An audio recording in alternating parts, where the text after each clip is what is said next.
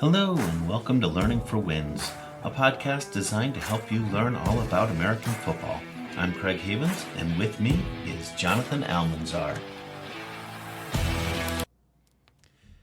Hello, and welcome to Learning for Wins.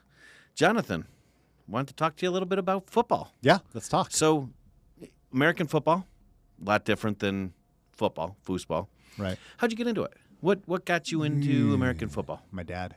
Yeah, my dad got me into American football. Like Okay. It was a way. It sounds weird when you're a little kid and you say it's a way to spend time with your father. You know, Right. like I should be looking for ways to spend time with my father. But Yeah. it was like it was exciting. Like I like to watch how excited he would get at the Dallas Cowboys, and so I kind of grew up just wanting to emulate that, I guess. Yeah, I gotcha. How about you? Honestly, it's pretty much the same for me. I really got into, like, growing up as a kid, there was, you had the little dial TV. Yeah. You watched football on Sunday because you watched what your dad watched. There Right. was no TV for the kids. There was no kids' room. It was, you didn't have one in your room, that's for sure. So my father was a Cowboys fan, and I watched him, and yeah, I got really into it. I really started to, at first it was annoying. It was like, and then after football was always 60 minutes, and that was worse. So it was kind of like the lesser of the two evils. So I watched football, and So then real I really quick, got into it. 60 Minutes is a boring news television show that comes on in the United States. Used to after a football game. Correct. And then also Sunday nights. something else that I think needs to be explained is you said you grew up and your dad was a Cowboys fan. I grew up, my dad was a Cowboys fan. Correct. Something that's also different in the United States is a majority of the fan base is made up in location wise, but not all of it, because you grew up in the Cowboys are in Correct. Dallas, Texas. Yes. You grew up in upstate New York, which is Nowhere near Texas. thousands of miles away. Yes. And it's usually Buffalo Bills fans, New York Giants, New York Jets Correct. fans. And Oddly enough, I was closer to the Philadelphia Eagles in Pennsylvania than I was to any New York team. But yes, Yes. that is correct. And I grew up in Colorado, the plains of Colorado, which is the Denver Broncos, is who we're close to.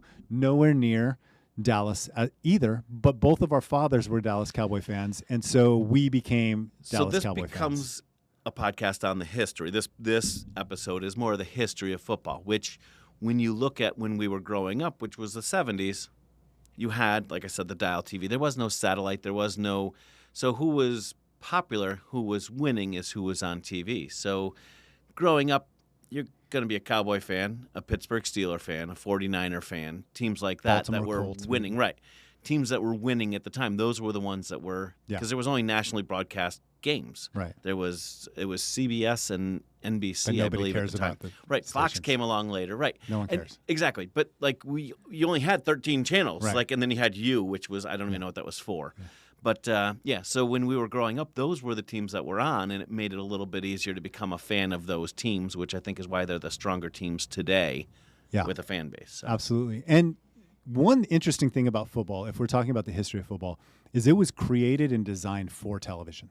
Yes. Like most sports were created as sports first, but football was specifically designed for TV, which I think was brilliant by the creators of football. I did not realize all that. Yeah. To think ahead and say, okay, television viewing is going to become more popular because at the time it was not. Right. Than in stadium viewing. So all of the rules, the timeout, everything about the Somebody sport had foresight. was created. That's right. Foresight. Everything, foreshadowing. Everything was created for television. And that's why it's the most popular sport in the United States by far right now. The television rights are I come on and I crazy. learned something new myself Yeah. that I didn't know, which is good. Yeah. So you became a Cowboys fan, I became a Cowboys fan, but let's talk a little bit about the history. Like let's get into a little bit more like you were talking about how it's made for TV. What else differentiates this sport, do you think, from other sports? So something interesting is when I lived in Mexico for a little while, and I was 32 years old the first Right. time I ever watched a soccer game. So I started getting into soccer then. My daughter's moving to Australia, and so I'm trying to get into rugby a little bit, like watch it, figure it out, understand. A couple of years ago, you and I got into F1, and we started watching F1.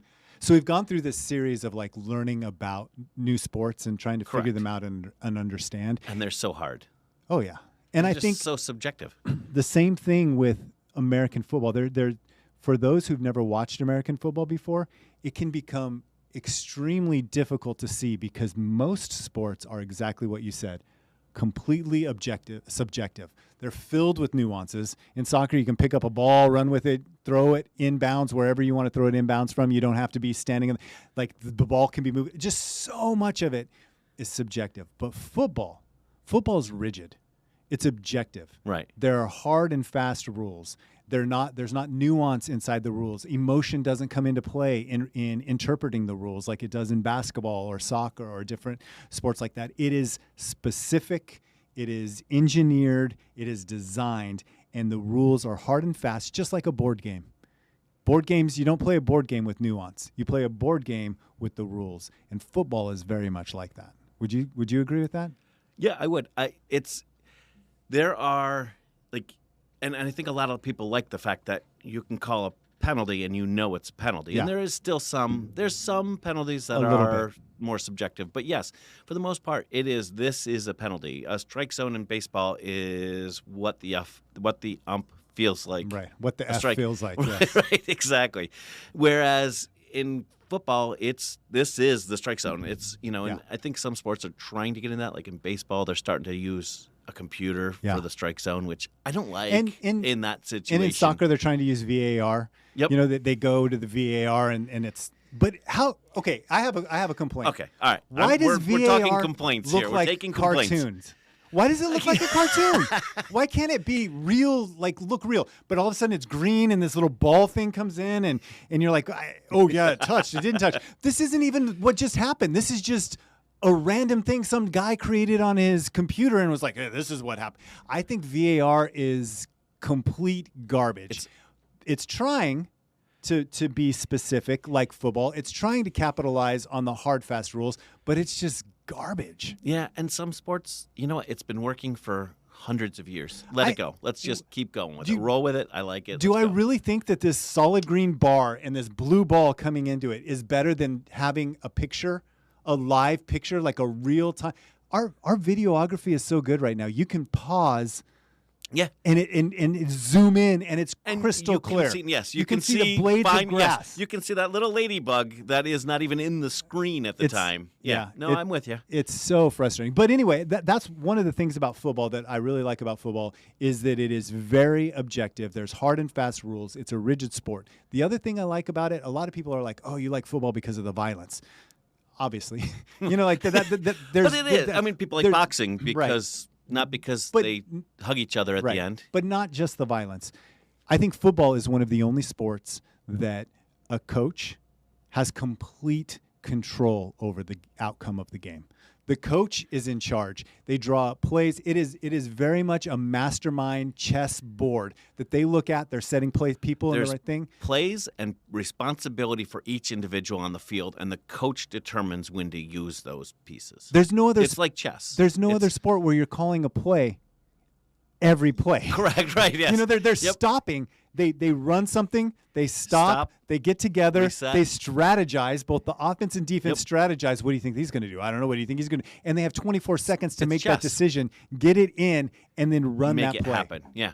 And as players, they all have to come up with. They all need to know the responsibility because one mess up, And the whole thing turns Yes. around. Yeah. So, and a coach needs to be on top of that. A coach needs to know, okay, here's where we're going to go. Right now, I want to run. They've been weak on the right side. We're going to run it out right off our right tackle, and we're going right over there. But Yeah. yeah, I agree. It's fun. Now, we do have to, I'd love to talk about these things for the entire podcast, but this is for people new to football, and I think that's a great insert to it. Yeah. But I think we got to kind of talk a little bit about the history and how the league is developed, what the league is. Because to understand it, you have to understand how, okay, so you got 32 teams. How do they know when they play each other? There's no brackets. There's nothing like that to lead up to the final game. So I think we got to kind of break that stuff down as well.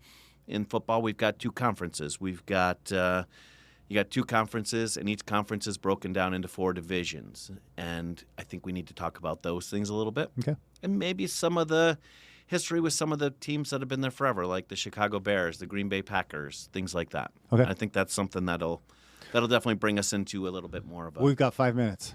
5 minutes. Go. 5 minutes to get this all done. All done. Okay. We're not going to do it in 5 minutes. Oh, we're going to do it in 5 minutes. Okay. Two Go. conferences. Like the fastest reader. Yeah, 2 conferences. Yes. AFC, NFC. Why? Why American Football Conference and National Football Conference?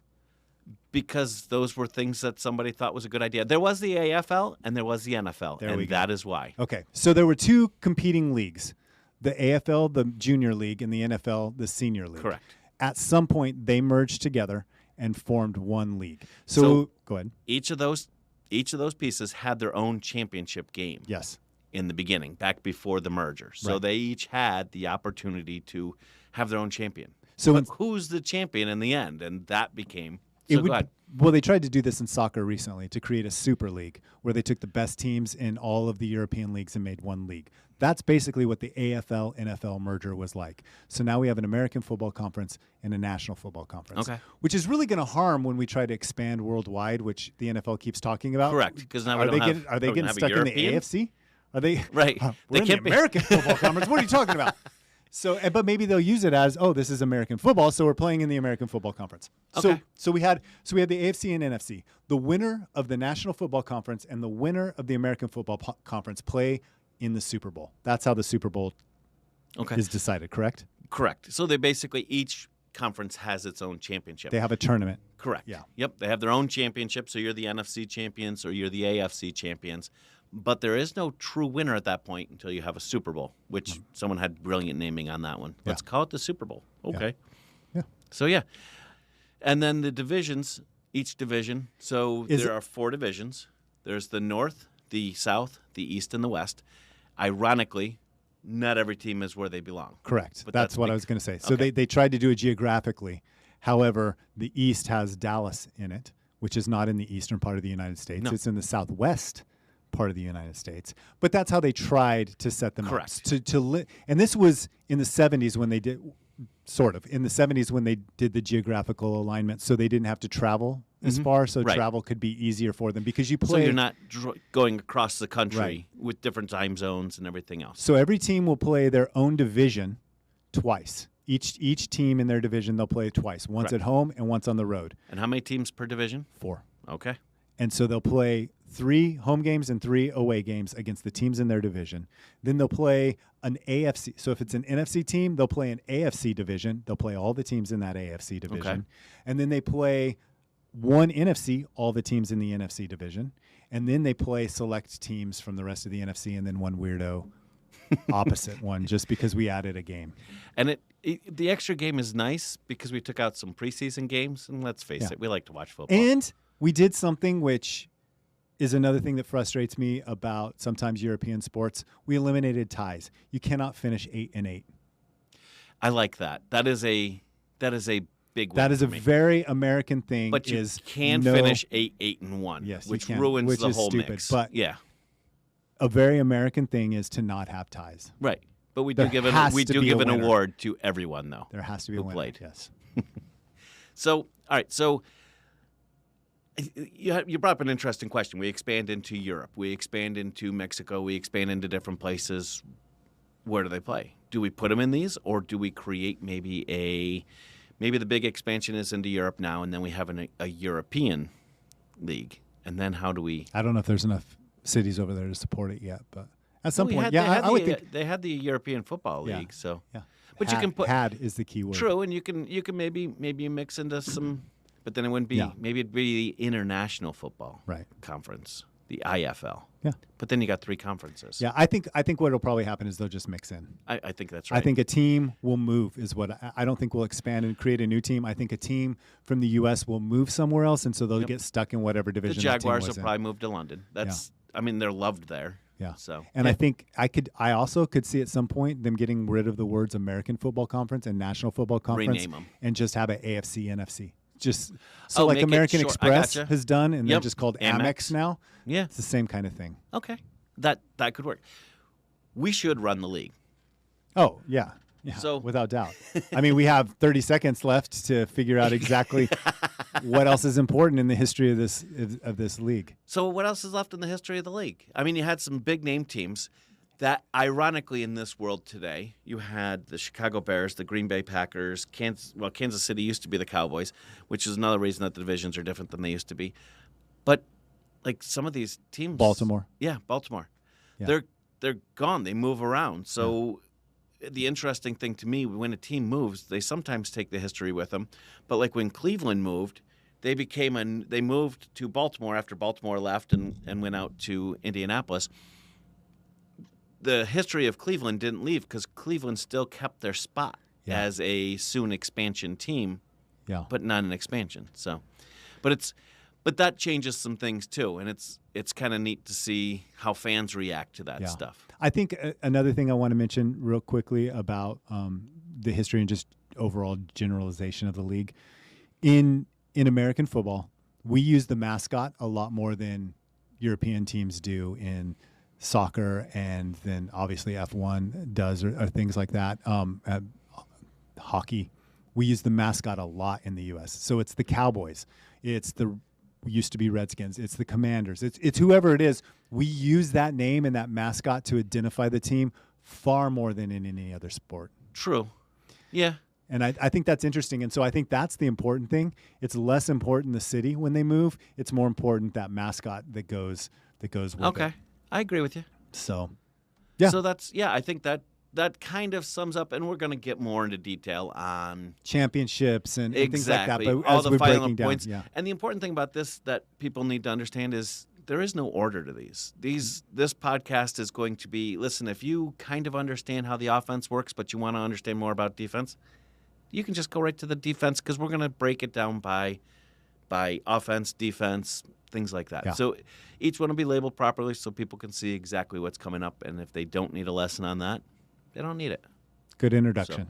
So that's what we do. We introduce things. So great. Well, we will start on our new one soon. Okay.